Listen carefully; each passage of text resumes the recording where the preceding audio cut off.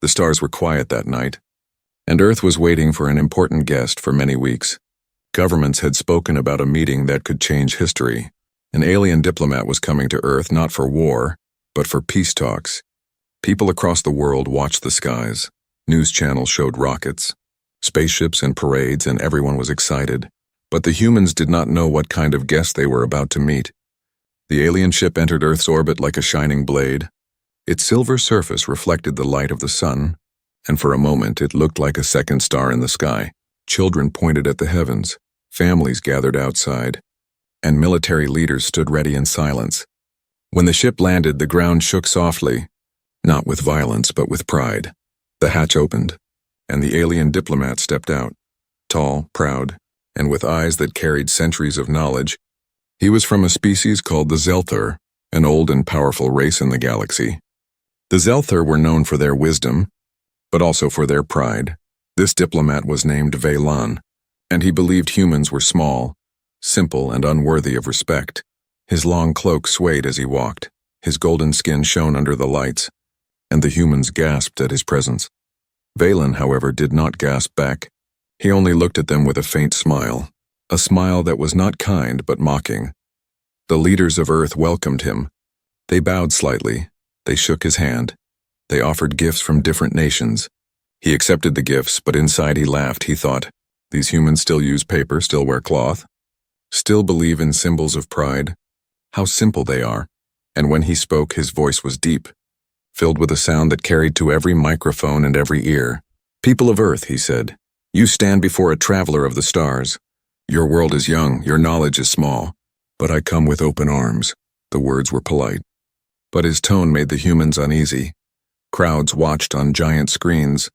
Millions across the globe could see his proud face. They could not hear his thoughts, but they could feel his laughter hiding between his words. One young reporter whispered into her microphone, "He doesn't sound impressed with us, does he?" And she was right. Velan was already planning to tell his people later that Earth was weak, a world of children, not warriors.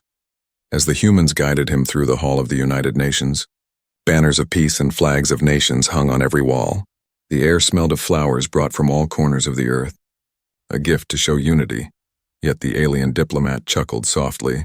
So much decoration for such a small step, he thought. He walked past scientists, generals, and presidents, and each of them studied him carefully, but to him, their stares meant nothing. He believed he had already measured them and found them lacking. Still, humans were patient. They did not show anger. They smiled and listened. The president of Earth's council said, "We welcome you, Velan, and we hope this meeting will bring friendship and learning." Velan nodded slowly, his eyes sharp. "Of course," he replied. "There is much you need to learn." The words cut deep, but the humans did not react. They wanted peace, they wanted knowledge, and they wanted to show that humanity was ready for the stars. The first hours passed with speeches, meals, and small exchanges of culture. Humans showed him art, music, and technology, but Velan laughed inside. Their art is childish, their machines are toys. Their music is noise, still, he clapped politely, his golden hands shining under the lights, and when humans sang a song of peace, he laughed quietly to himself. The cameras did not catch his smirk, but the soldiers standing close saw it, and their fists tightened in the evening. A great dinner was prepared with food from every continent. Chefs brought dishes humans were proud of, flavors that told the story of their world. Velan tasted a piece of bread, chewed it, and smiled as if it were amusing. "This is your celebration food," he asked. "This is what you offer a guest from the stars." His words made the room colder, but no one replied. Instead, they poured him wine, hoping his heart would soften. But his laughter only grew louder inside his mind. And yet, as the night continued, fate began to weave a different path. Because while the alien diplomat laughed at humans, while he thought of them as weak and simple, a small accident was waiting. Something that would not only silence his laughter but also change his heart forever. For destiny had a strange way of showing power. Not in weapons, not in speeches, but in the most unexpected of moments. The morning after the grand arrival, the halls of the United Nations were filled with voices. Reporters carried cameras. Translators prepared their devices, and guards stood in every corner. Today was the first day of the real talks, the moment when humanity would share its knowledge with the alien diplomat. Everyone hoped that respect would grow, But respect was not in Valan's heart. The alien diplomat had come not to listen but to laugh. He entered the conference room with the same slow and proud steps. His golden skin glowed under the lights. His long cloak whispered across the floor. Humans rose to greet him, but he waved a hand as if their welcome was unnecessary.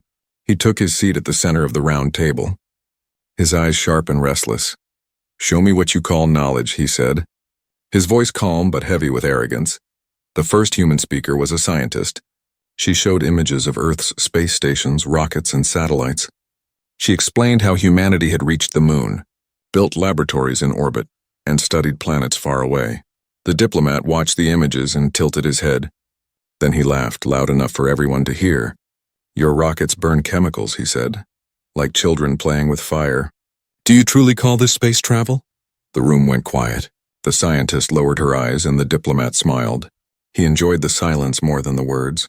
Another human stepped forward, an engineer who spoke of computers, artificial intelligence, and quantum research. Valan leaned back in his chair and chuckled. "Your machines think slowly," he said. "Your quantum is nothing but guessing.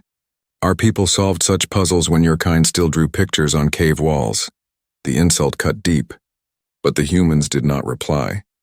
They had agreed to stay calm. No matter how sharp his words, the diplomat's laughter echoed in the hall. He wanted them to feel small. He wanted them to believe they were less. And yet outside the hall, crowds were still watching on giant screens. Millions saw the alien laugh at their leaders, and millions clenched their fists in silence.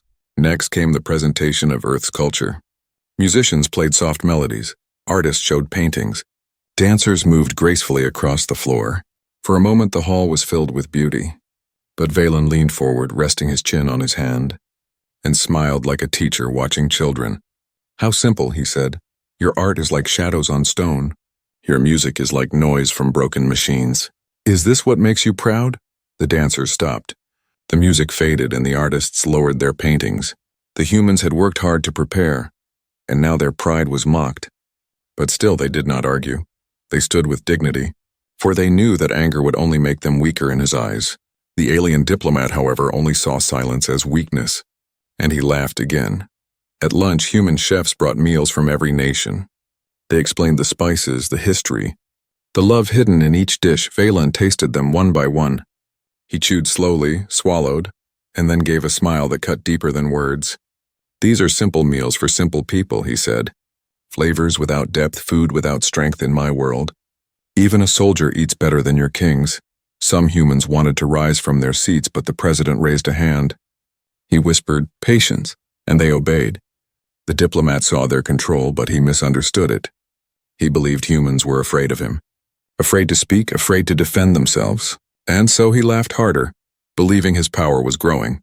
But pride has a way of blinding the eyes. While Valan laughed, he did not notice the small technician in the corner of the room, a young man checking the cables of the alien device that Valan had brought to show his people's power. The diplomat had set the machine on display. Shining and perfect, he had said, "This is true technology, beyond your dreams," and while he mocked human machines, his own device hummed softly, almost nervously. The technician leaned closer, curious about its strange design. He touched one of the panels without thinking, only to steady himself as he bent to check a cable. A faint spark jumped from the machine. Quick and small, no one noticed, not yet, not even the diplomat. But the spark was the beginning of something. A warning wrapped in silence. Valan raised his hand again. Asking for more human knowledge, an astronaut spoke about bravery in space, about men and women who risked their lives to explore the unknown. The alien listened, then shook his head. "Your bravery is only desperation," he said. "You risk your lives because your machines are weak. Our kind never fears the void, for our ships are perfect, and your deaths are proof of your failure." The hall filled with tension. Every human eye burned with quiet anger. Yet no one shouted, no one argued. Instead, they held their silence like a weapon the alien did not yet understand. Valan thought he had won. He thought he had broken their pride. But in truth, he was only planting seeds that would soon grow into something he could never control. Because even as he mocked them, even as he laughed at their courage and their art, the spark inside his own machine waited, hidden but alive, and that spark would soon turn his laughter into silence. For destiny was already moving, and soon, The alien diplomat would regret every word. The great hall was filled with the echo of the alien diplomat's laughter. Every insult, every sharp word had cut through the pride of humanity. Yet the humans stayed calm, their faces still, their voices silent. They did not know that the moment to answer him would not come through words. It would come through something far smaller, something no one planned. In the corner of the room, the alien device stood like a monument. It was tall, shining, covered in strange lines of glowing energy. The diplomat had called it a gift of knowledge, but in truth it was a tool of pride. He wanted to show humans the gap between their machines and his. "See this," he had said earlier, "a simple beacon, something even your best engineers could not build in 1,000 years." The humans had clapped politely, though they did not understand its purpose. But while speeches and insults filled the hall, one pair of eyes kept returning to the device. A young technician named Daniel, small in frame but sharp in thought. He had been asked only to monitor the cables and keep the power steady, yet curiosity was stronger than orders. He leaned close to study the glowing panels, and in that moment fate began to turn. The machine hummed with soft rhythm, like the heartbeat of a giant. Daniel noticed a tiny crack in one panel, something so small it could not be seen from far away. He reached out with his hand, not to touch, but to steady himself against the table. His finger brushed the edge of the panel and a spark leapt out. It was quick, bright, and almost silent. The diplomat did not see it. The leaders did not see it. But the machine had felt it. At first, nothing changed. The light still glowed, the hum continued, and the diplomat kept laughing at humanity's weakness. But deep inside the device, systems began to shift. Energy lines twisted, patterns broke, and one signal went where it should not have gone. The accident was small, but small accidents often grow. Daniel pulled back quickly. His heart racing, he whispered to himself, "I didn't mean to," and looked around. No one noticed. Everyone was focused on the diplomat. For a moment he thought he was safe, but then the humming sound changed. It grew sharper, louder, like a whistle in the distance. Velan frowned at the noise. His golden eyes narrowing, he looked back at his device, and for the first time since he arrived, his smile faded. "Continue," he said quickly to the humans, waving his hand as if nothing was wrong. But his gaze stayed fixed on the machine. He knew the sound was not right. The humans noticed too, a scientist whispered. "That doesn't sound normal." A guard took a step closer, his hand resting on his weapon, but Velan stood tall, his voice hard. "Do not touch it, you would only make it worse." He wanted to sound confident, but his voice carried a trace of unease. It was the first crack in his armor of pride. The sound grew louder, a sharp vibration that made glasses tremble on the tables. Then came the first burst of light. Blue sparks shot from the machine, crawling across the floor like living lightning. People jumped from their chairs, shouting in shock. Reporters dropped their cameras, guards shouted orders, and the hall became a storm of noise. Daniel froze in fear. It was me, he thought. I touched it. I caused this, but before he could confess, another surge of light exploded from the device. The air smelled of burning metal. The floor shook and a window shattered. Everyone ducked, everyone screamed, and Valen's proud smile vanished completely. The alien diplomat rushed to the machine, his long cloak dragging across the sparks. He pressed his hand against a panel, speaking words in a strange alien tongue. Symbols glowed, light shifted, but nothing stopped the chaos. The machine was alive in the wrong way. Its power was no longer controlled. It was hungry, unstable, dangerous. Humans rushed to help. Soldiers pushed civilians back. Scientists shouted instructions. Some grabbed fire extinguishers. Others pulled cables from the walls. But the machine ignored them all. It roared with energy, and with every second it grew wilder. The beacon that was meant to show alien strength had turned into a threat. Phelan's face twisted with anger, but behind the anger was fear. He knew his people would see this as shame. He knew his pride was breaking, and worse. He realized the humans were watching. They were seeing the great alien diplomat lose control of his own gift. He had mocked them for weakness, but now it was his own weakness on display. The accident was small, just a touch of a human hand. But accidents do not care about pride or power. This one had already begun to grow into disaster, and soon, the alien diplomat would understand the true cost of his laughter. The Great Hall was no longer a place of calm speeches. It had become a storm. The alien device shook on its stand, blue sparks flashing across the walls. Smoke curled into the air, alarms rang, and the proud diplomat Valan shouted commands in his strange tongue. But his words did not stop the chaos. The machine was out of his control. Humans moved quickly, faster than he expected. Guards rushed to push leaders and civilians out of danger. Scientists grabbed tools, and soldiers formed a line between the crowd and the sparking device.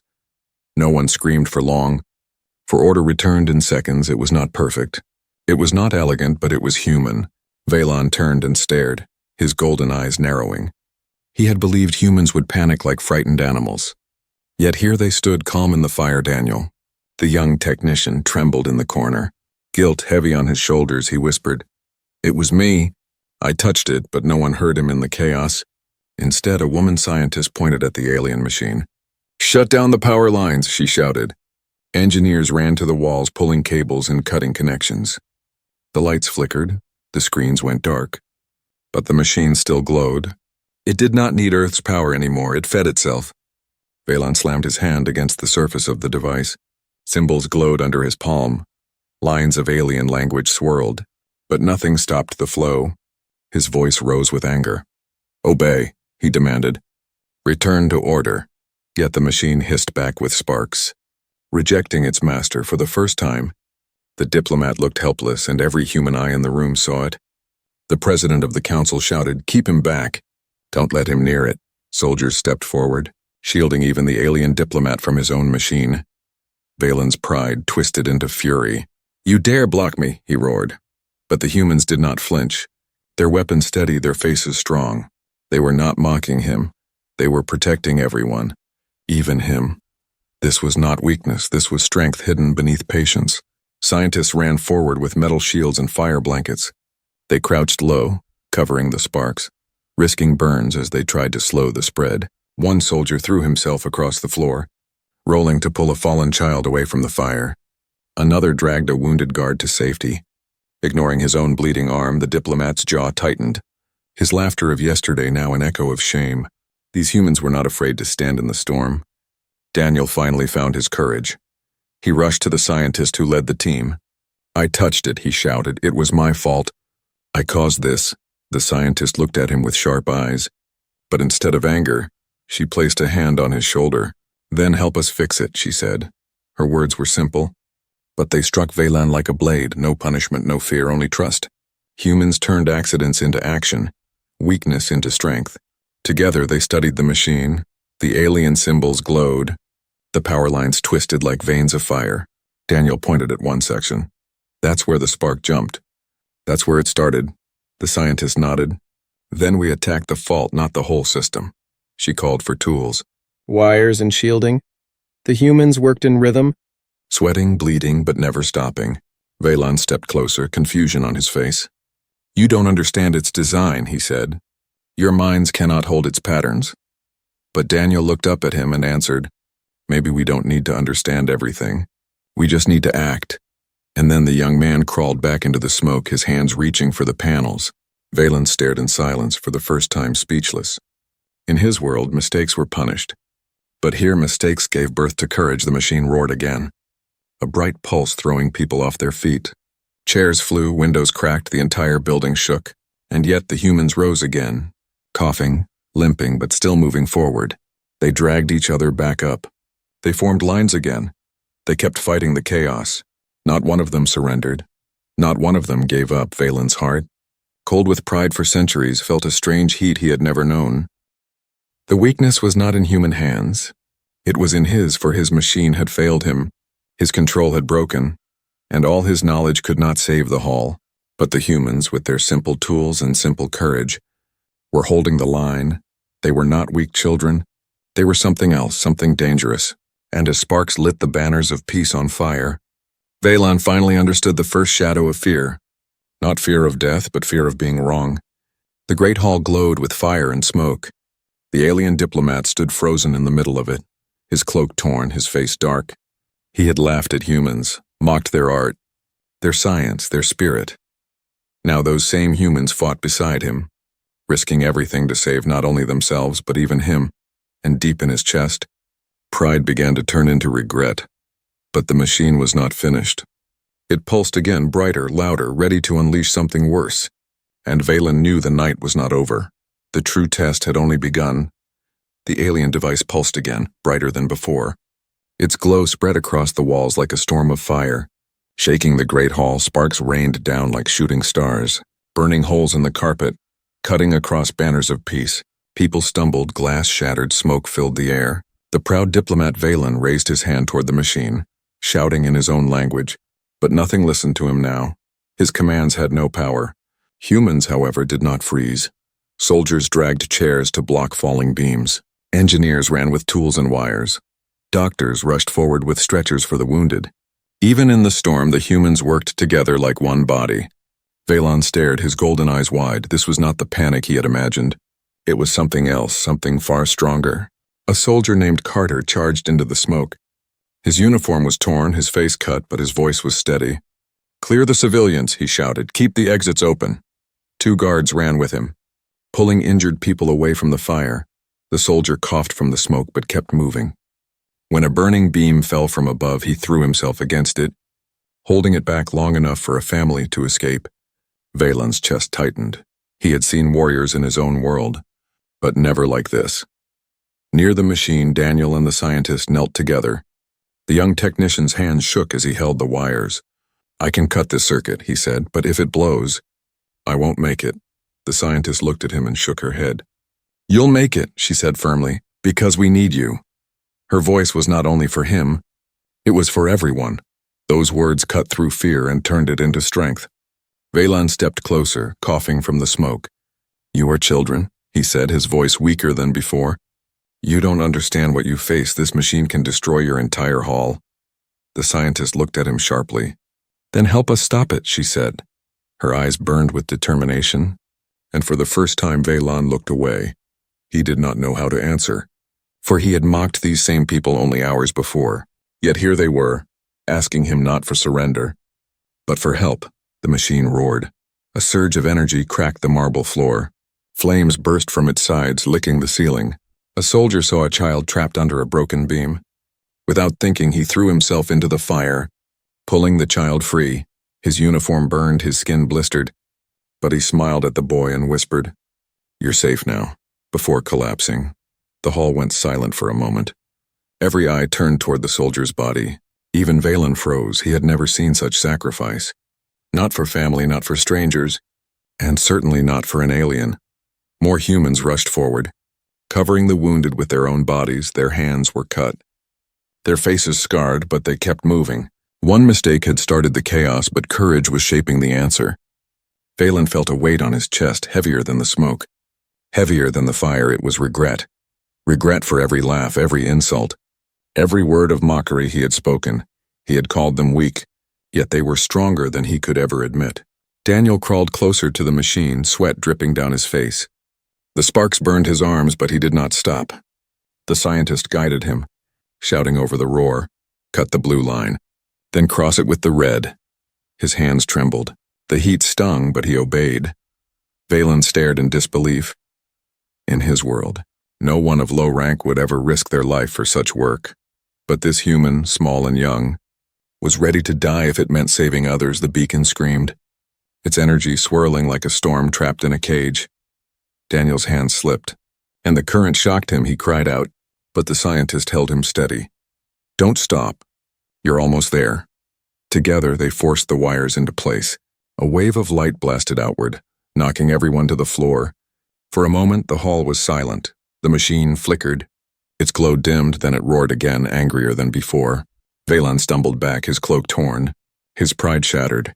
His people had built the machine, but he could not control it. Humans had mocked no one. Yet they fought harder than any army he had seen. He whispered to himself, "They are not weak. They are not simple." But the words tasted bitter, because now he feared it might be too late. The device shook violently, cracks spreading across its golden surface. If it exploded, it would not only destroy the hall, it could tear apart half the city. Humans looked at one another, soldiers, scientists, doctors, even the president. Not one of them backed away. They prepared to stand, ready to fight until the last breath. And Valen, who had once laughed at them, felt something strange in his chest, not pride, not power, but fear and respect mixed together. For the turning point had come. The accident was no longer just a failure of machines. It had become a test of spirit. And humanity was passing that test, even as the storm grew louder. The alien device screamed like a beast in pain. Its golden shell cracked wider, light spilling out in wild streams. The floor shook with each pulse, dust fell from the ceiling, and the banners of peace burned to ash. The humans stood firm, but their bodies were weary, their faces pale, their hands burned. Even so, none of them stepped back, not one, Valen. The diplomat who had laughed at them now stood in silence. His heart pounded, his breath shook, and his golden eyes burned with fear. This was not how it was meant to be. He had come to Earth to show power, to show superiority. Instead, his own gift had betrayed him, and the humans he mocked were the ones protecting him. He thought of his people, the Zelthar, proud and ancient. If they saw him now, helpless in front of humans, they would strip him of honor. Yet his shame was not only for himself. It was for every cruel word, every laugh he had thrown at the humans. Now those same humans bled and risked their lives to stop the chaos, and he, the great Valen, could do nothing. Daniel lay on the ground near the machine, his hands burned, his body shaking. The scientist knelt beside him, whispering, "Stay with me. We need you." Valen saw the boy's courage. He had touched the machine again and again, though it nearly killed him each time. Why, Valen wondered. Why would a fragile human fight so hard for strangers, even for an alien who insulted him? The answer cut deep. Because that was what humans were. Not weak, not foolish, but willing to fight for life, for each other, for everything they loved. The president stood near the soldiers, giving orders calmly. His suit was torn, his face blackened with soot, but his voice carried strength. "Protect the wounded. Hold the line, keep trying," he said. His people obeyed without question. Valen stared. In his world, leaders commanded from safety. Here, the leader stood in the fire with his people, ready to fall beside them if needed. The device pulsed again, the walls cracked. The air filled with burning heat. A group of soldiers rushed forward, covering the machine with metal shields. They knew it would not hold, but they still tried. One was thrown back by a wave of energy, his armor glowing red from the heat. He cried out in pain, but even as medics pulled him away, he whispered, "Keep going, don't stop." Valen's throat tightened. This was not weakness, this was strength born of sacrifice. Regret filled him like a flood. He remembered his mocking words, calling their machines toys, their art childish, their courage desperation. Now he saw the truth. Their machines broke, yet they fixed them with fire in their hearts. Their art was not childish, it was a reflection of their spirit, a spirit stronger than fire and smoke. And their courage was not desperation, it was choice, a choice to stand. Even when standing meant death, the machine cracked louder, light spilling like rivers across the floor. Valen pressed his hands against his head, whispering in his own tongue, "This cannot be. This cannot be." But deep inside he knew it was. The humans had shown him something his people had long forgotten. True strength was not in perfect machines or endless power. It was in the will to fight for each other, even in hopeless moments. Daniel coughed, blood on his lips. He looked at Valen with weak eyes and said, "Help us, or we all die." The words stabbed through the diplomat's heart. No one had ever spoken to him like that. No one had ever dared. And yet this boy, broken and bleeding, still ordered him to fight. Valen fell to his knees beside the machine. His hands hovered over the panels. His pride shattered, his voice shaking. I will try," he whispered. For the first time since he arrived, his laughter was gone. What replaced it was regret so heavy he could hardly breathe. Regret for mocking them, regret for not listening. Regret for thinking his people's pride was stronger than humanity's fire. He pressed his palms against the machine, chanting in his alien tongue, trying to calm the raging energy. Symbols flickered weakly, lines bent, but the machine roared louder. His power alone was not enough, and in that moment, he finally understood he needed them. The humans joined him, Daniel on one side, the scientist on the other, soldiers forming a shield around them. Together they fought, not with the same language, not with the same tools, but with the same will. The machine screamed, its energy tearing the ceiling apart. A final pulse shook the building, throwing dust and fire across the hall. Yet the humans did not let go. They pushed forward, risking everything, and Valen, for the first time in his life, risked himself with them. The hall was chaos. But within that chaos, Valen felt something new. It was not shame. It was not fear. It was something deeper. Respect. Respect for the humans, respect for their spirit, respect for the fire he had once laughed at. And as the machine's glow reached its peak, brighter than the sun, he whispered in his heart, "Forgive me." For the diplomat of the stars had finally learned regret. The alien machine burned like a second sun inside the great hall. Its golden shell split open, energy pouring out in wild streams that clawed at the ceiling. The walls shook, the floor cracked. Smoke and fire swallowed the banners of peace. It seemed as if the end had arrived. And yet, in that storm, humans did not break. Daniel lay weak on the floor but still whispered instructions. The scientist stayed beside him, her burned hands moving wires with steady control. Soldiers stood shoulder to shoulder, holding shields that glowed red from the heat. Medics worked even as sparks rained down, covering the wounded with their own bodies. Everyone was tired, everyone was hurt, but no one surrendered. Not one human abandoned the fight. Vaylon pressed his hands against the broken panels. His golden skin glowed with the force of the machine, his voice shaking as he chanted in his alien tongue. Symbols flared under his touch, but he knew it was not enough. The machine was too wild, too broken. He looked around and saw humans beside him, fighting with tools, with courage, with nothing but their will. And he understood. The only way forward was together. "On my word," the scientist shouted. "Cut the lines at the same time." Her voice was sharp. Clear and without fear, Daniel nodded weakly. Soldiers braced. Vaylon lowered his head. The machine screamed, its light rising higher, ready to explode. "Now!" she cried. Together, hands of alien and human pulled the final wires. A flash of blinding light filled the hall, brighter than day, hotter than fire. Then came silence. The roaring stopped, the shaking ended, the smoke settled. The machine lay dead, cracked and smoking, its golden shell nothing more than broken metal. For a long moment, no one moved. Then the coughs of survivors filled the air, the groans of the wounded, and the soft cry of a child. The humans had survived. The city was safe, the world was safe. Vaylon fell to his knees.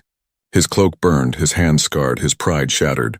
He looked at the humans around him and saw not weakness, not simplicity, but strength greater than his imagination. He whispered, "I mocked you, I laughed at you, but you are stronger than I ever believed." The president stepped forward. His suit torn, his face blackened with smoke. He looked down at the alien and said softly, "We are not perfect, but we fight for each other.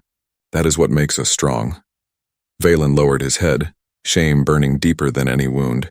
He thought of the words he would one day send to his people. How could he tell them that humans, the ones they dismissed as children, had stood against disaster and won? How could he explain that their machines had failed, but their spirit had triumphed? And yet he knew he must, for the truth was clear.